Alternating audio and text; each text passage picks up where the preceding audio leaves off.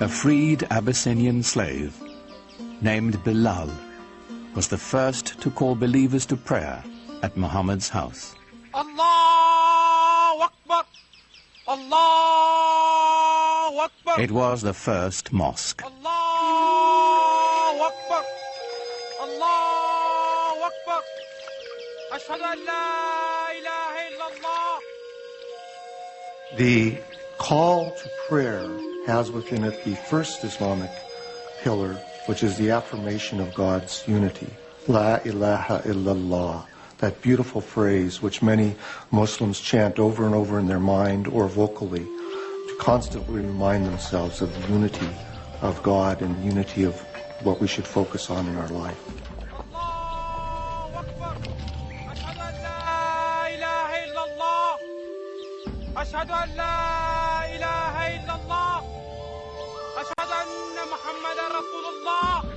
Praying together is a good thing. It cements the idea of belonging to a movement, to a religion, to an organization, to a community. The result is something very, very powerful, even to watch, even for a non-believer or someone from another religion. We carry out physical gestures of prayer in worship that unify our body and our mind and our soul, all at the same moment of bowing and touching our head to the ground toward that exact center. What could be a more powerful symbol of unity? It's said that while he was in Medina, Muhammad received a revelation instructing those in prayer to face in the direction of the Kaaba in Mecca. Though filled with pagan idols, it was still the shrine of Abraham, the first believer in the one true God.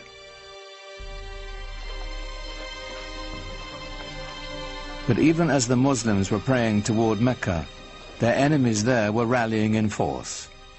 Their goal, to wipe out the Muslims.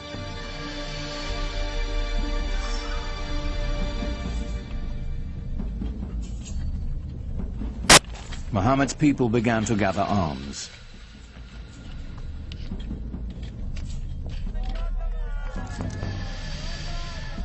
Though the Muslims prepared as best they could, they were outnumbered and outmatched.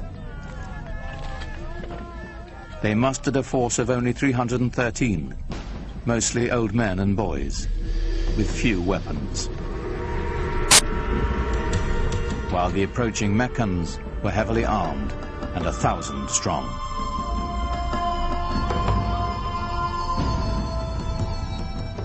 For years, Muhammad had tried to bring Islam to the people of Mecca peacefully. Now it was time to fight.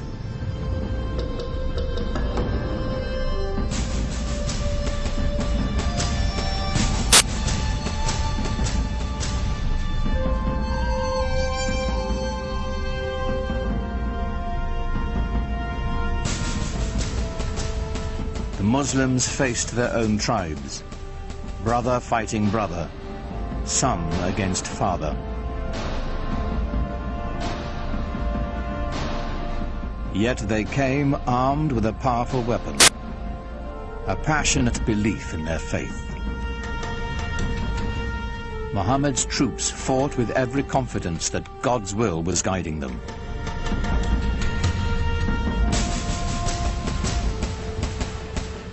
They fought 3 very, very bloody battles. At one point, the entire young Muslim community was right on the edge of annihilation.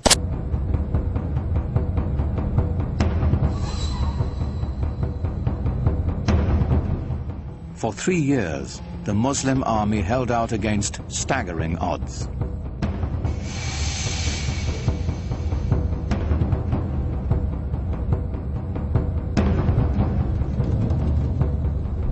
As word of the fighting spread, other Bedouin tribes saw God's hand in Muhammad's victories. One by one, the peoples of the desert began to join in his struggle. The Muslim army grew, and the tide began to turn.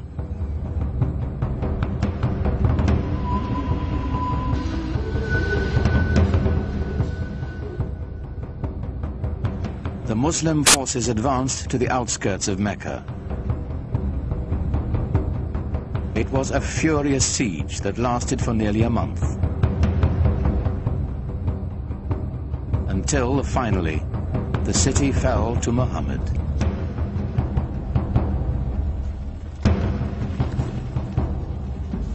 In 630 AD, the terrified people of Mecca braced for the onslaught. Muhammad's army was returning home, now 10,000 strong.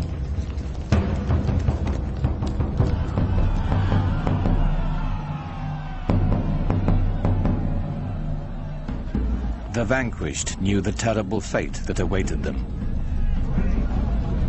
According to the modes of tribal warfare, the Meccans could expect a big revenge. The men are usually killed, women and children are sold into slavery. There's little pity for the loser in a tribal war. Of course, that's standard around the world.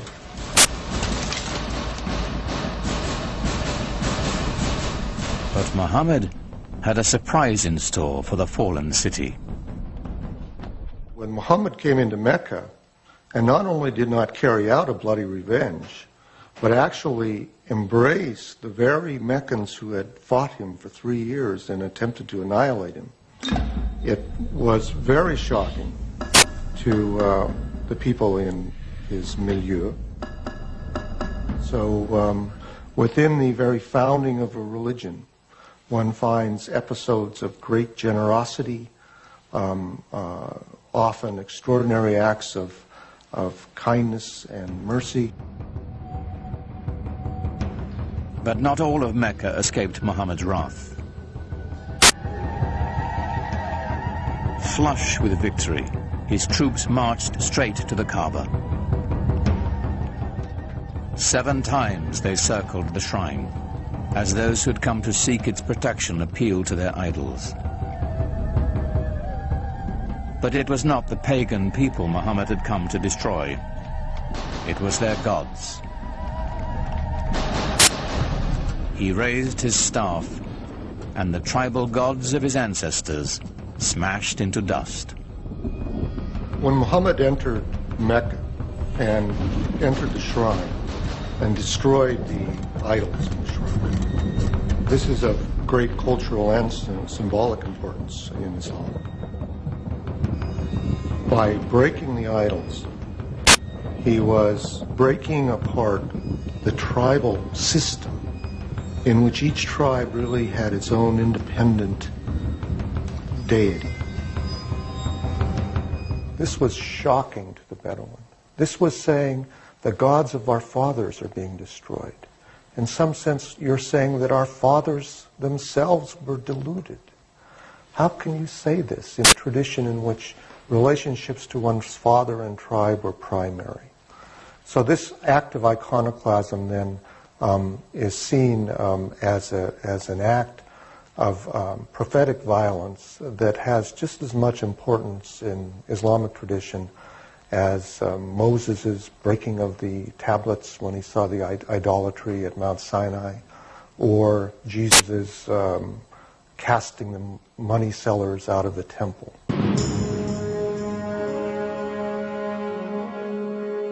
The destruction of the idols was a new beginning, a breaking from the past and the creation of a powerful new force. Mecca was just the beginning. One after another, the tribes of the nation were summoned to the fold and united under the banner of Islam.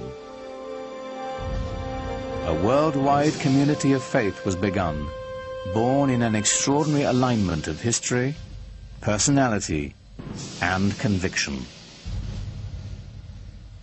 What Muhammad did was to bring a sense of solidarity, a sense of mission, and he united all these separate segments within the peninsula.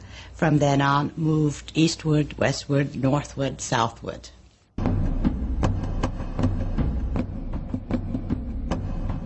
The Muslims turned to the north. swept into present-day Lebanon and Syria.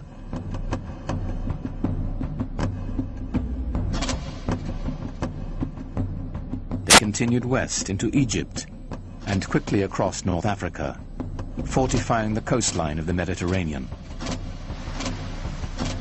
Only the seas stopped them. Its growth was so explosive from 622, the year 1 of the Islamic calendar. Within 50 years, people whose father had been camel herders were now governing one of the major empires in world history. Within